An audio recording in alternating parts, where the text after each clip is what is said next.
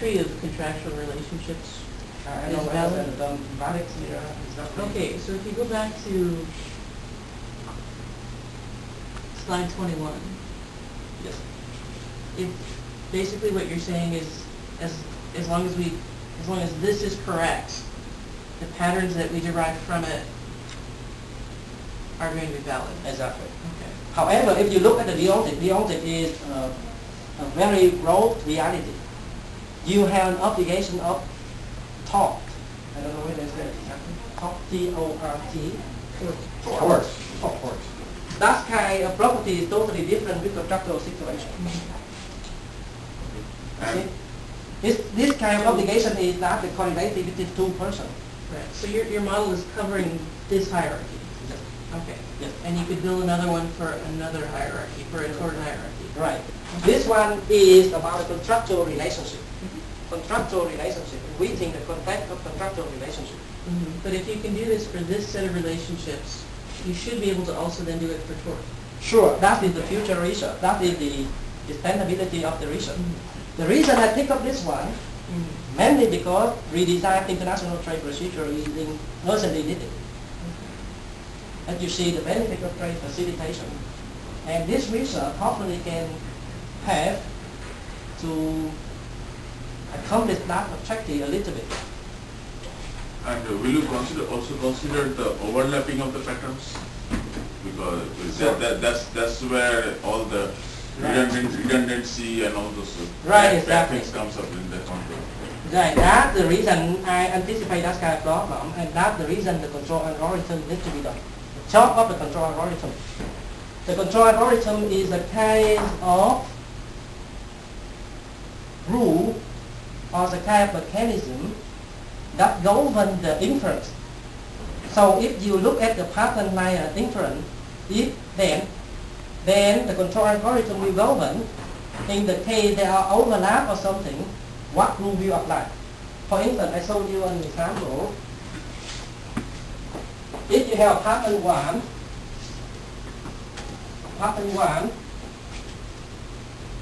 and a domain B, then you have control requirement R1. But you have another principle, assume you have pattern 1 and pattern 2 and a domain the same. Then you have R2. That is the question you said is the overlap in the pattern. What rule will be applied, or both of them will be applied?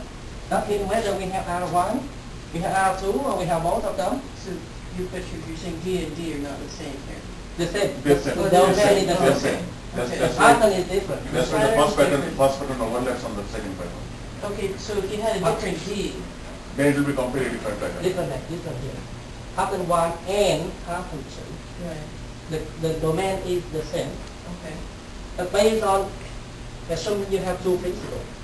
If pattern 1 and domain D, then requirement 1. Right. If pattern 1 and pattern 2 and the same domain Okay. D, then should be requirement 2. So if you had if pattern 1 and D prime, then that R would be something completely different. R1 would be D. Yeah, that two are one so little different. But you have many different choice. Either we should have R1, or we have R2, or we have R1 and R2. Okay, so you will consider that situation. That was the question. Right. How to design this kind of thing? I thought I will show this in the control generator algorithm. So this will be done in the next slide. In the first case, suppose pattern 1 and pattern 2 are true. What do you infer? Do you infer R1 and R2?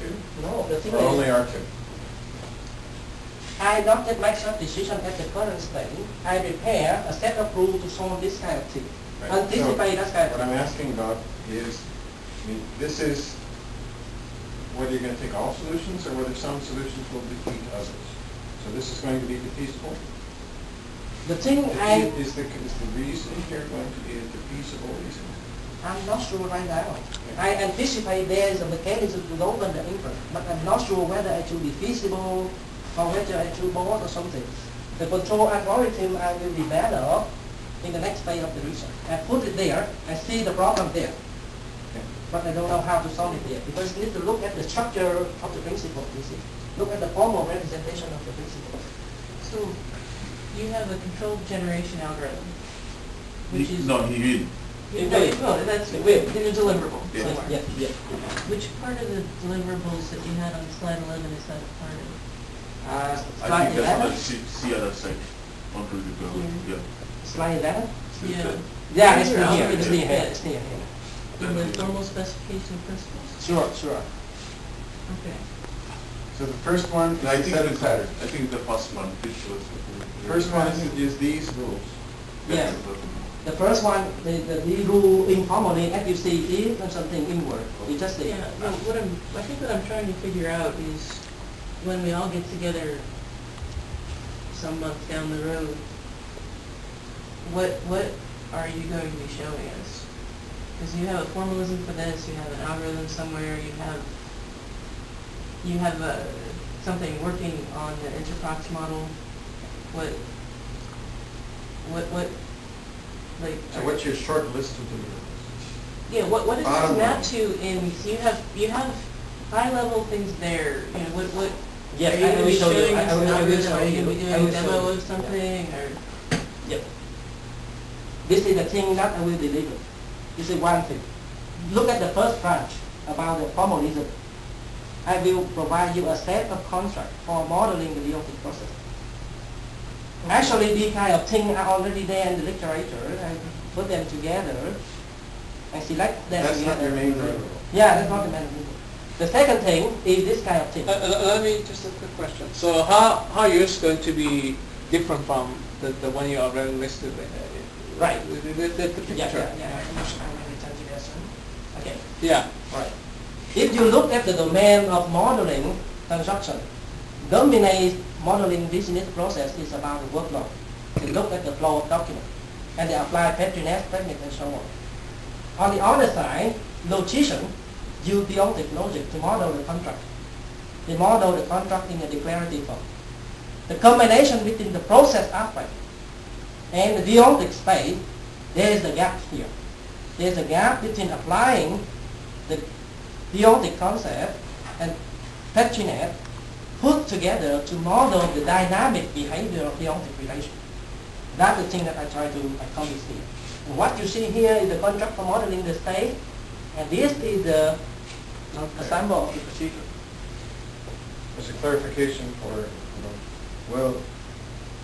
will this be any contribution to the literature of Petrinets, or is it essentially an interpretation of existing Petrinet models? Right, there one contribution to the patronage, but we under debate. The thing here, in the patronage term, when you model this kind of thing, and you have a token, this is enable. Enable, that means you can execute this activity. It doesn't mean that this activity has been done. It just means that this activity is executable.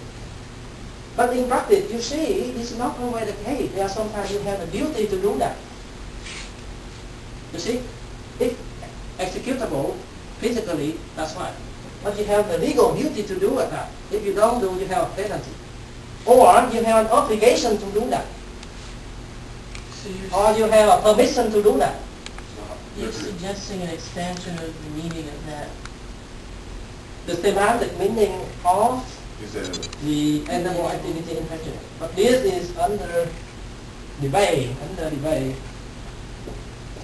No, We may make some, it's not clear yet whether, this deontic Petrinet so far is basically an interpretation of existing Petrinet. Yeah, my question is that when you say derive patterns, this is whatever user give you.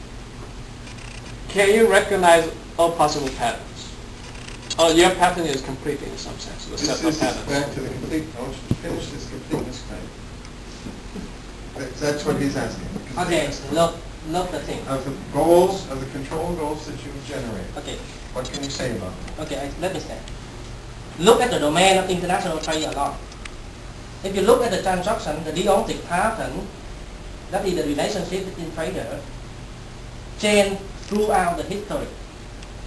If you look at the documentary trading, it just comes when there is some person sitting in between to behave at the bank.